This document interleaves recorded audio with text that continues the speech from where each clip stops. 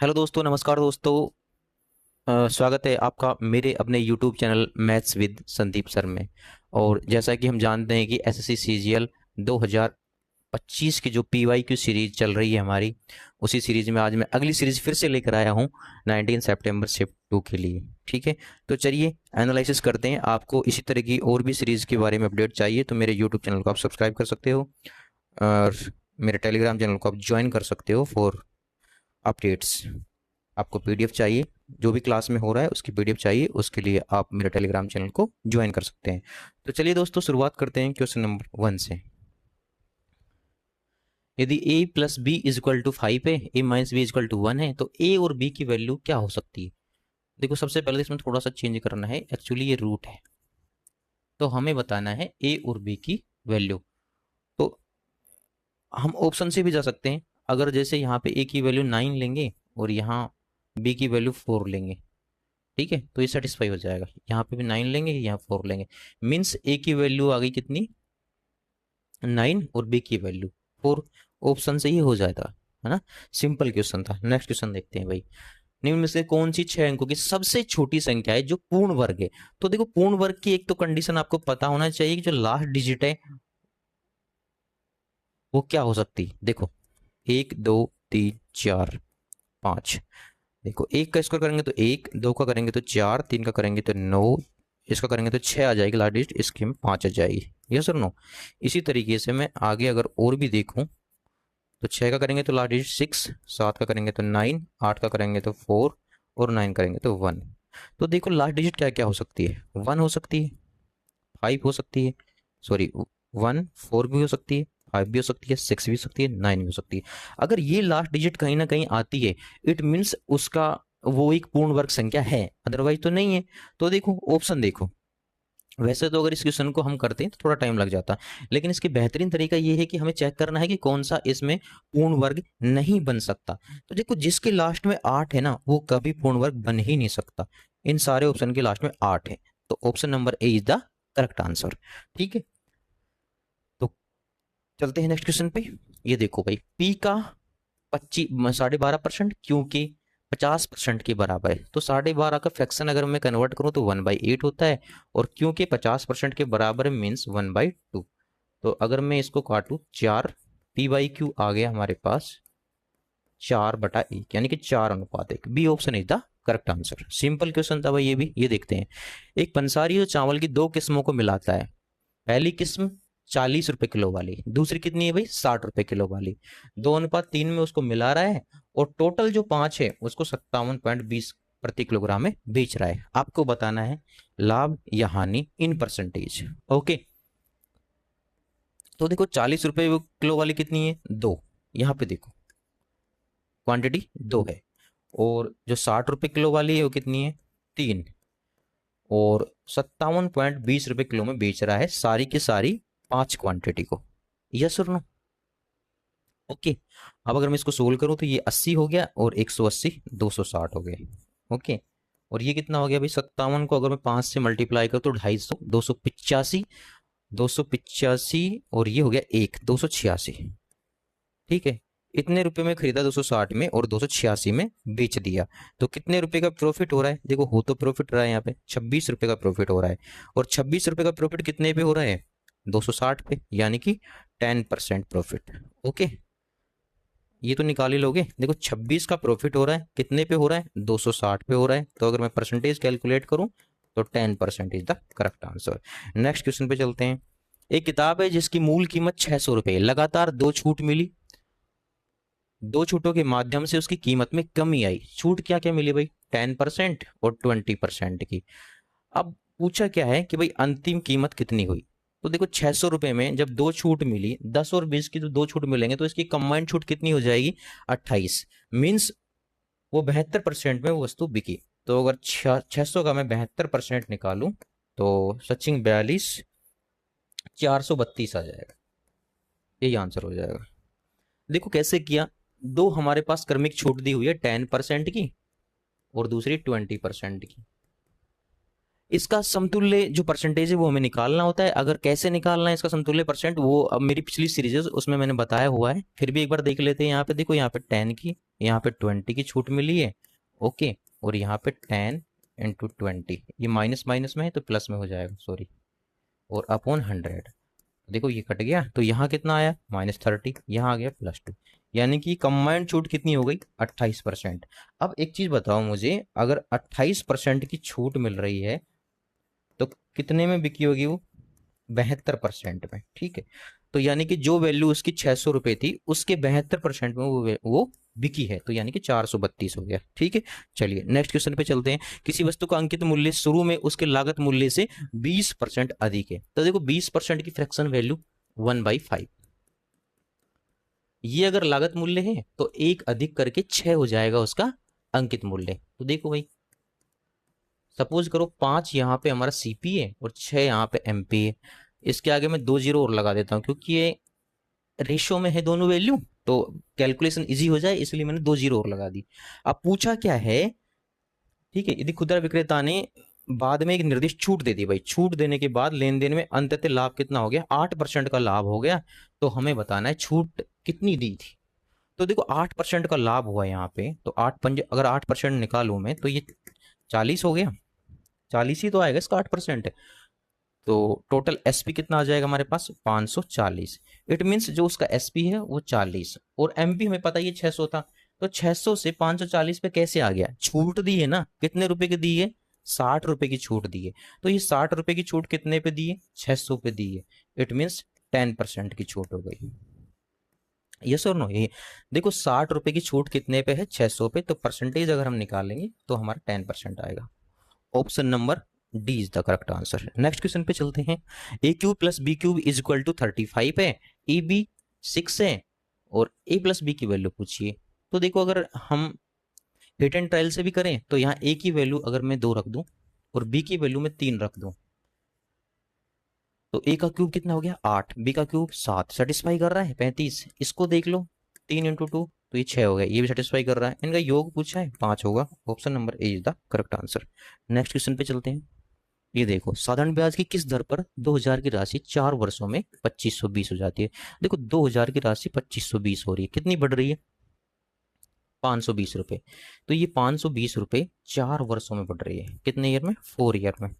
अगर मैं एक पूछा क्या है, दर पूछिए है ना, तो देखो एक साल में कितनी बढ़ी होगी ये, एक साल का अगर मैं ब्याज निकालू तो कितना हो गया 4 एकम 4 130 रुपए।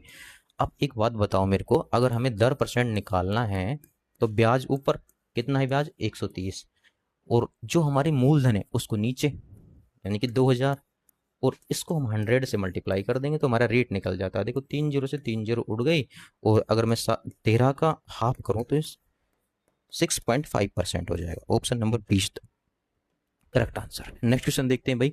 एक व्यक्ति ने एक योजना में 6% साधारण ब्याज पर 8000 और दूसरी को 8% साधारण ब्याज पर समान अवधि के लिए 5000 का निवेश किया। दोनों निवेशों में कुल हमें 1760 रुपए का ब्याज प्राप्त हुआ।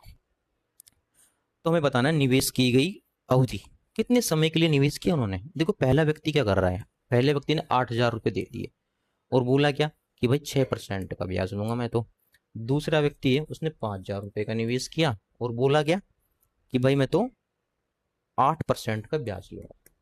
यस और नो।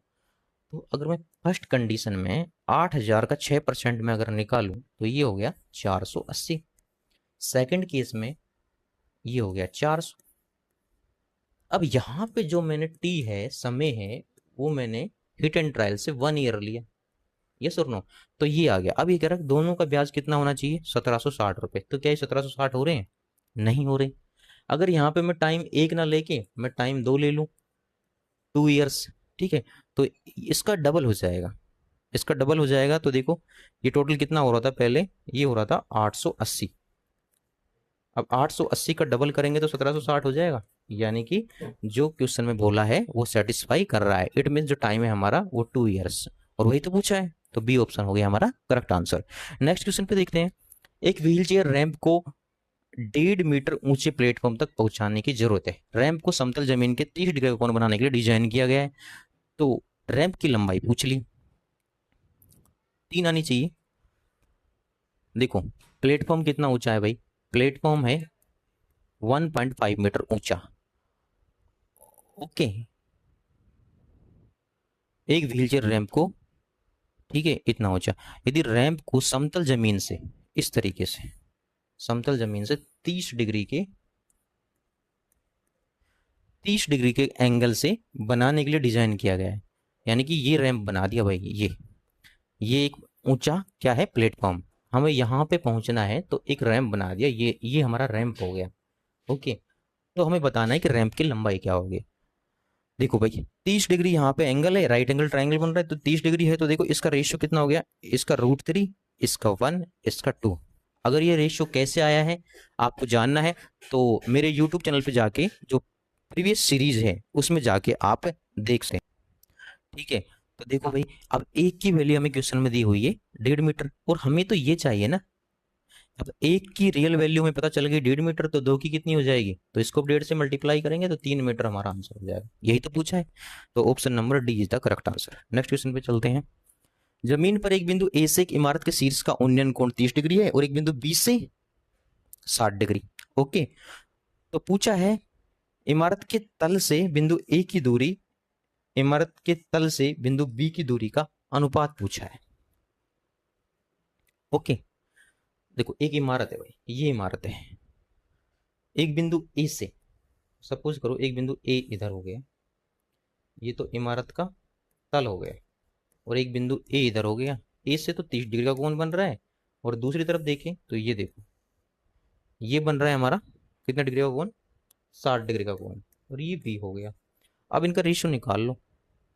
तो इमारत के तल से, अब ये तो पता ही नहीं कि एक ही तरफ बन रहा है दोनों एंगल या फिर अलग अलग तरफ, क्वेश्चन में से बोला है, एक बार पढ़ लेते हैं। From A point A on the ground angle of the elevation of top of the building is 30 from the point B which is directly between A and, अच्छा देखो ये बोला हुआ है कि जो पॉइंट बी है वो ए और फुट ऑफ द बिल्डिंग, यानी कि जो बी है हमारा वो यहाँ होगा भाई, क्वेश्चन में बोला हुआ है कि जो हमारा बी है वो यहाँ होगा, ये हमारा बी होगा। ओके, तो ये होगा कितना, 60 डिग्री, तो वो वाला हम रब कर देते हैं उस तरफ।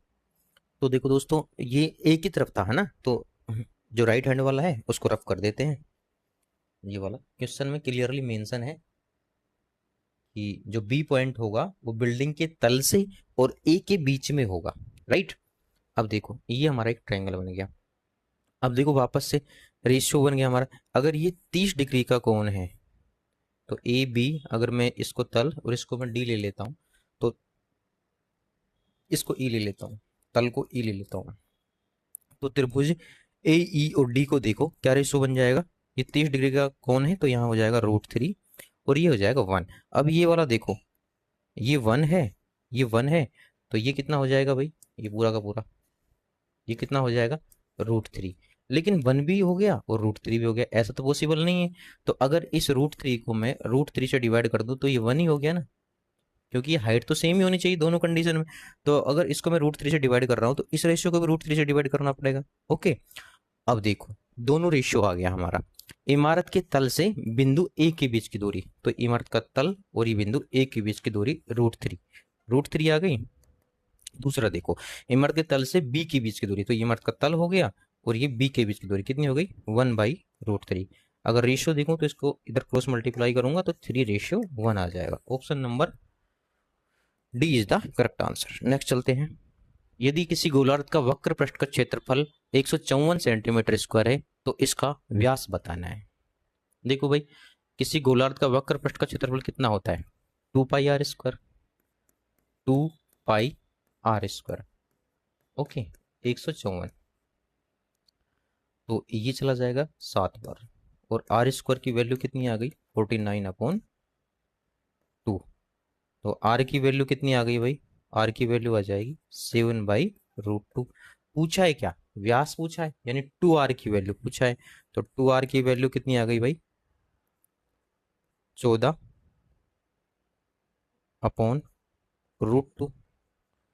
अब देखो √2 को मैं ऊपर नीचे से मल्टीप्लाई कर दूंगा तो ये हो जाएगा भाई 7, 7√2, और 7 रूट को रूट कितना होता है 1.414, तो 1.4 भी करूँ तो मैं ये आ जाएगा 9.8 के अप्रोक्स, यानी कि ऑप्शन नंबर ए नियरेस्ट होगा, यही करेक्ट होगा। नेक्स्ट चलते हैं।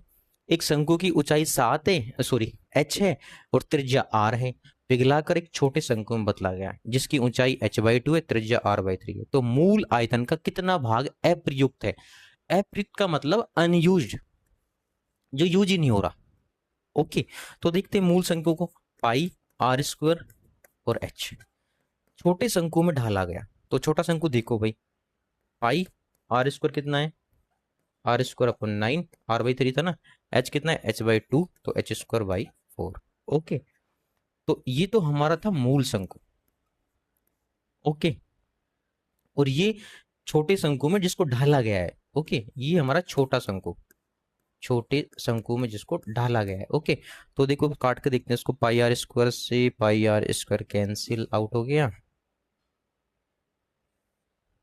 ठीक है। और h से अगर मैं यहां से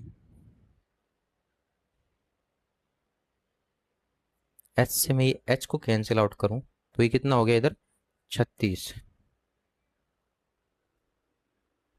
अच्छा, ये h/2 है ना, एक्चुअली ये h/2 है, तो ये h² नहीं होगा, h ही होगा। तो ये पूरा h भी कैंसिल आउट हो जाएगा और नीचे बचेगा 36 और ये बचेगा 1। यानी कि मूल तो था हमारा 36, उसको 1 में ढाल दिया गया, है ना। ये 2 होगा, स्क्वायर नहीं करना था ना, 2 होगा ये। तो ये कितना हो जाएगा, 36 ना होके ये हो जाएगा हमारा 18। 36 ना होके ये हमारा 18 हो जाएगा। तो देखो मूल था 18, 18 में से एक को तो छोटे शंकु में परिवर्तित कर दिया। अब अनयूज कितना रह गया, 70 रह गया, और मूल शंकु कितना था 18, तो 17 by, option number A is the correct answer. Next चलते हैं। एक नियमित षटभुज यानी कि हेक्सागन, रेगुलर हेक्सागन के क्षेत्रफल का समान भुजा और लंबाई वाले समबाहु क्षेत्रफल से अनुपात क्या होगा? देखो, रेगुलर हेक्सागन का क्षेत्रफल निकालने का फॉर्मूला ये कल वाली सीरीज में भी हमने डिस्कस किया था, यही होता है। और समबाहु त्रिभुज का कितना होता है? अब ये जो भुजा है ये क्वेश्चन में दिया हुआ है दोनों बराबर है, इससे ये कैंसिल आउट हो गया, इससे ये कैंसिल आउट हो गया, 2 दूनी 4, तो ये हो गया 6:1। Option number A is the correct answer. Simple question था भाई।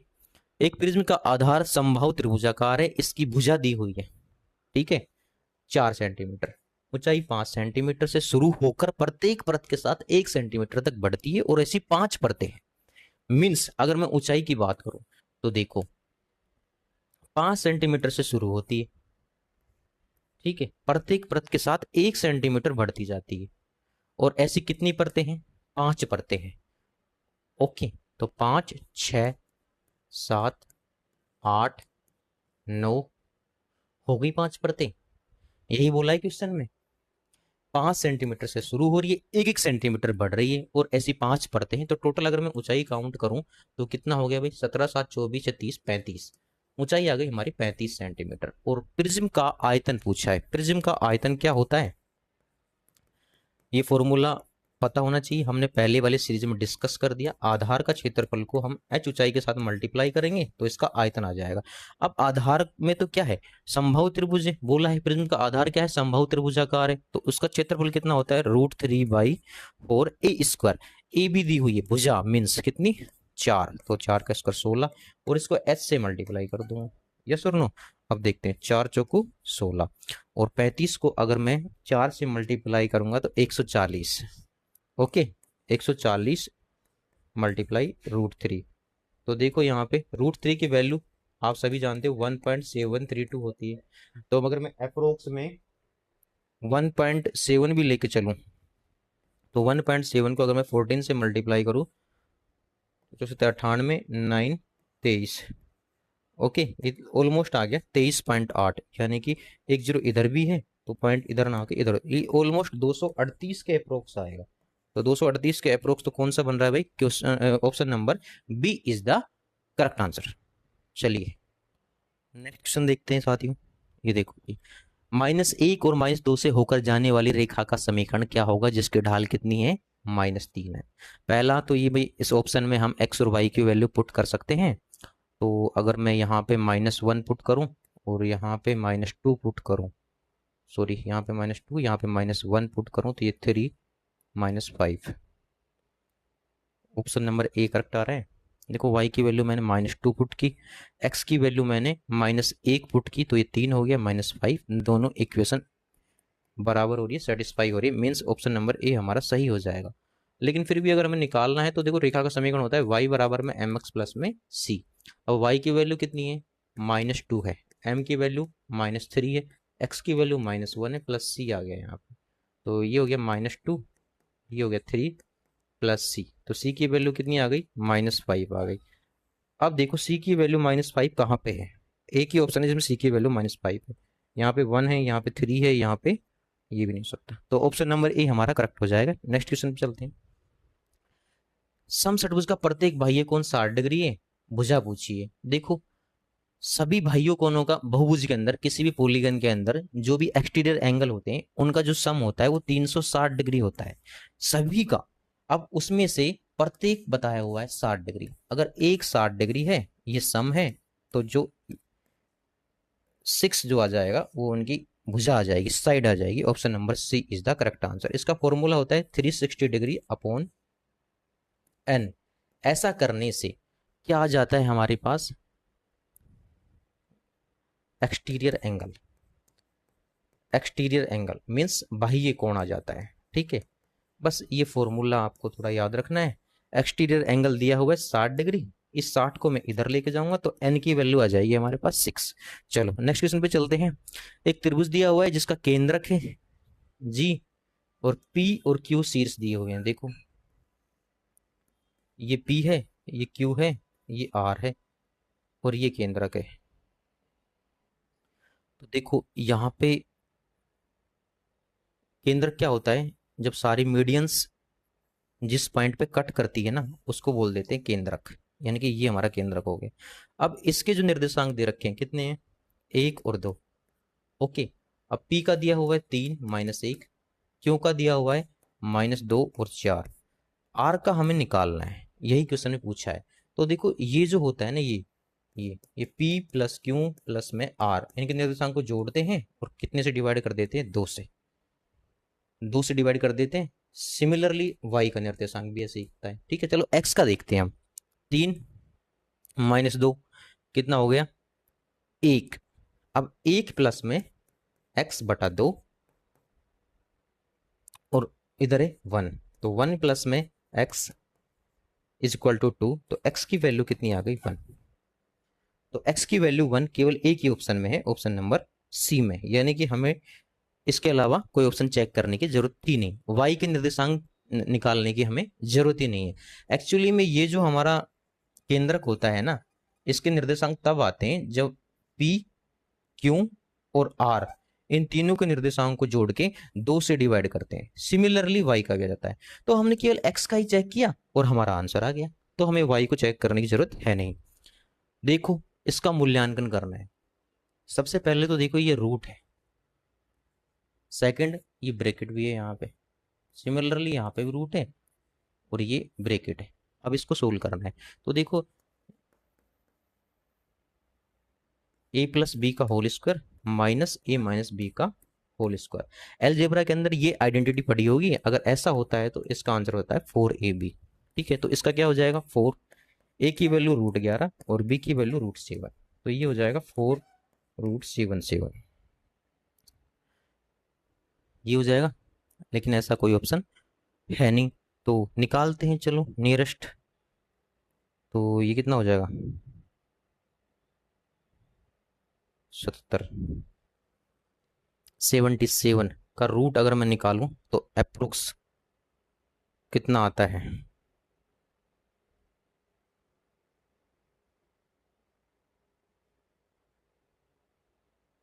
2 माइनस 77 किसके बराबर आ जाएगा भाई, ऑप्शन भी मुझे गलत ही लग रहे हैं। तो देखो इसको आगे सोल्व करने की जरूरत है नहीं हमें। एक्चुअली ये जो ऑप्शन है ना, इसमें भी देखो ये रूट लगा हुआ है यहाँ पे, ये रूट लगा हुआ है यहाँ पे, ठीक है। थोड़ा टाइपिंग मिस्टेक हो गई, तो ऑप्शन नंबर ए हमारा करेक्ट हो जाएगा। नेक्स्ट चलते हैं। दो वृत्तें, त्रिज्या एक r1 है, दूसरी r2 है, और केंद्रों के बीच की दूरी d दी हुई है। एक सीधी उभयनिष्ठ स्पर्श रेखा की लंबाई केंद्रों के बीच की दूरी के बराबर है, तो कौन सा सत्य है? तो ये तो सीधा फॉर्मूला आ गया। देखो भाई, सीधी उभयनिष्ठ स्पर्श रेखा, डायरेक्ट कॉमन टेंजेंट, इसका एक फॉर्मूला होता है। डायरेक्ट कॉमन टेंजेंट का फॉर्मूला होता है root D square minus R1 minus R2 का होल स्क्वायर। अब देखो, जो ये डिस्टेंस है और ये डिस्टेंस है, दोनों इक्वल है। तो सपोज करो अगर मैं इसको d ले लूं और दोनों तरफ का मैं स्क्वायर कर दूं, तो क्या आ जाएगा? यही आ जाएगा, और d से d कैंसिल आउट हो जाएगा। अब R1 माइनस R2 बच गया, ठीक है। तो R1 is equal to R2 आ जाएगा इससे। तो option number C is the correct answer. Next चलते हैं। एक वृत्त की जीवा कितनी है? 2√21। केंद्र से जीवा की दूरी कितनी है?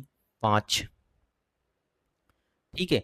और त्रिज्या पूछिए, वेरी सिंपल। देखो, एक सर्किल है, जीवा दी हुई है यहाँ पे, ये केंद्र के, जीवा को 2 पार्टों में डिवाइड कर देती है। तो जीवा की लंबाई 2√21 है, तो देखो ये √21 हो जाएगी, ये भी √21 हो जाएगी, और ये डिस्टेंस हमें 5 दी हुई है। ये 90 डिग्री एंगल बनाता है, एक राइट एंगल ट्राइंगल हो गया। तो ये हाइपोटेनिस नहीं निकल जाएगा भाई? निकालो। तो ये 21 + 25 √47 आ गया इसका आंसर। अब नियर बाई निकालो। देखो, अगर 49 होता तो ये 7 का स्क्वायर होता, 7 का रूट होता, लेकिन 7 से थोड़ा सा छोटा, 6.78। बी ऑप्शन करेक्ट हो जाएगा इसका। नेक्स्ट चलते हैं। अगर इस तरीके की वीडियो और भी आपको जाननी है कि कब अपलोड हो रही है, तो उस जानकारी के लिए आप मेरे YouTube चैनल को सब्सक्राइब कर सकते हो। अगर वीडियो आपको अच्छी लगी तो इसे शेयर भी कर सकते हो, लाइक भी कर सकते हो, ठीक है, ताकि आपको अपडेट्स मिलती रहे। और PDF के लिए, क्लास में जो डिस्कस हो रहा है उसकी PDF के लिए आप मेरे टेलीग्राम चैनल को ज्वाइन कर सकते हैं। चलिए नेक्स्ट क्वेश्चन देख लेते हैं। sin A प्लस में cos A is equal to x है। तो पूछा है, स्क्वायर पूछा है बेसिकली, इनका x स्क्वायर हो जाएगा। दोनों तरफ का स्क्वायर कर दो, x स्क्वायर आंसर आ जाएगा। नेक्स्ट चलते हैं। sin x is equal to cos x है, पूछा है।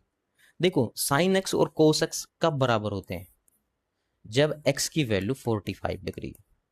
तो यहाँ पे अगर हम 45 डिग्री रखेंगे तो 1/√2 का पावर 4 करेंगे तो कितनी आ जाएगी? 1/4 आ जाएगी, प्लस में 1/4 आ जाएगी, इनको जोड़ेंगे तो 1/2 आ जाएगा। Option number C is the correct answer.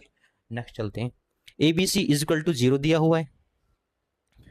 अब यहाँ पे देखो, A, B और C की वैल्यू दी हुई है। अगर मैं इनको जोड़ूं, A + B + C is equal to, ये 0 आ रहा है, और हमने ये पढ़ा है कि अगर ये 0 आ जाता है तो A³ + B³ + C³ कितना हो जाता है? 3ABC होता है। यस और नो? ये हमने पढ़ा है। अब यहाँ देखो भाई, यहाँ पे मैं -3ABC लिख सकता हूँ, और नीचे कितना है? नीचे भी 3ABC लिखा हुआ है। तो अगर मैं ये कट, यहाँ से ये कट जाएगा तो -1 इसका आंसर आ जाएगा। -1 कोई ऑप्शन में हमारे पास आंसर ही नहीं है, ऐसा कैसे हो सकता है? 3ABC ऑप्शन तो गलत नहीं है। देखो, अगर इनकी रियल वैल्यू पे जाएंगे तो एक C की वैल्यू है ना वो माइनस में, इसलिए मैंने यहाँ पे माइनस लगाया। लेकिन अगर नीचे देखा जाए तो ये 3ABC भी दिया हुआ है, तो यहाँ भी C की वैल्यू अगर रखेंगे तो ये भी तो माइनस हो जाएगी ना, तो माइनस माइनस कैंसिल आउट, तो ये +1 ही होगा इसका answer. Option number C is the correct answer.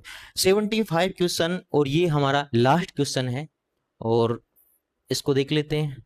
ये भाई 4P ब्रैकेट में है, ओके। तो देखो, ऊपर हो जाएगा 64, इसको 64 को हम कॉमन ले लेंगे तो बचेगा क्या? PQ प्लस में QQ, और नीचे भी सिमिलर बचेगा, यानी कि हमारा आंसर कितना आ जाएगा भाई? 64 आ जाएगा हमारा answer, okay. Option number D is the correct answer. तो देखो, ये हमने भाई 25 क्वेश्चन सोल्व किए बहुत ही शॉर्ट तरीके से। जो भी अच्छे अच्छे मेथड्स थे, शॉर्टकट्स थे, वो हमने यहाँ पे यूज किए। ऐसे ही और भी ट्रिक्स अगर आपको जाननी है तो आप जुड़ जाइए मेरे यूट्यूब चैनल से, और सब्सक्राइब कर लीजिए, ताकि आपको अपडेट्स मिलती रहे कि कब हमारी नेक्स्ट सीरीज आ रही है। और जो भी PDF वगैरह है, नोट्स वगैरह है, उसके लिए मैंने अपना टेलीग्राम चैनल बनाया हुआ है, आप उसको ज्वाइन कर सकते हैं। तो चलिए, नमस्कार, थैंक यू, धन्यवाद।